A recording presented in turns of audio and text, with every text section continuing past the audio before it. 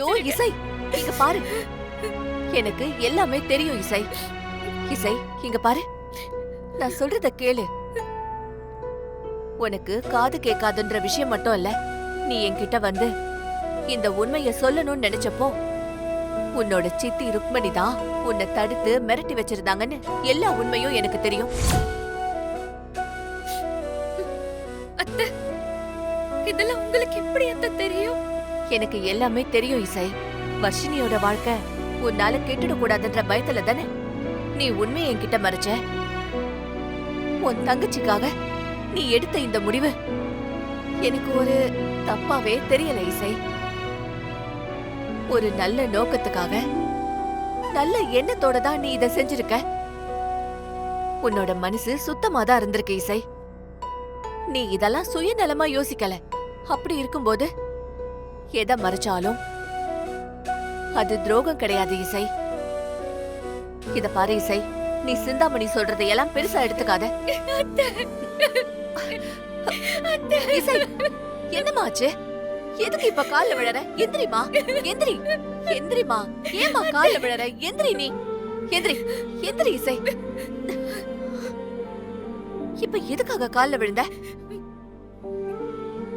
சின்ன வயசுல அம்மாவை இழந்த வந்தனா உண்மையான அன்புக்காக நான் ஏங்கிட்டு இருந்தேன். வர்ஷினி தான் எனக்கு ஒரே ஆறுதல். ஆனா அவ என்னை விட சின்னவ.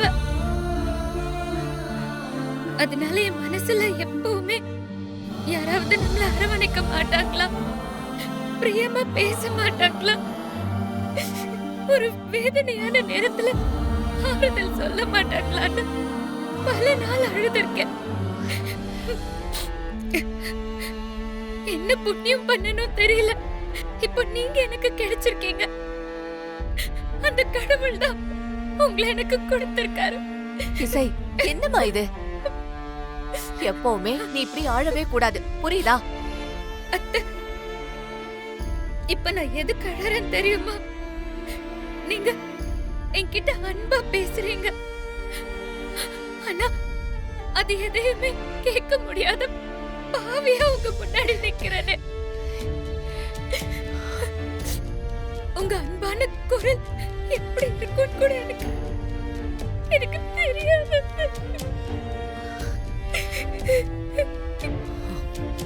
இசை, இங்க பாரு, இவ்ளோ நாளா இந்த குறையோட தானே நீ இருந்த. ஆனா அத நீ வெளிக்காட்டிக்கிட்டதே இல்லல. அதுக்காக இனிமேலும் நீ ஃபீல் பண்ணவே கூடாது. இந்த சுபத்ராவோட மருமக எப்பவுமே தைரியமா தான் இருக்கணும். நான் இப்பவே டாக்டர் மித்ரா கிட்ட பேசுறேன். சென்னையில இருக்கிற ஒரு பெஸ்ட் இஎன்டி ஸ்பெஷலிஸ்ட் டாக்டரை உனக்காக நான் பார்க்க சொல்றேன். நாம போய் எல்லாமே செக் பண்ணலாம். உன்னோட இந்த குறைய சீக்கிரமே நாம சரி பண்ணிடலாம் இசை. கூடிய சீக்கிரம் நாங்க எல்லாரும் பேசுறதையும் நீ கேட்டே பதில் சொல்லுவ பாரு. அந்த கான்ஃபிடன்ஸ் எனக்கு நிறைய இருக்கு இசை.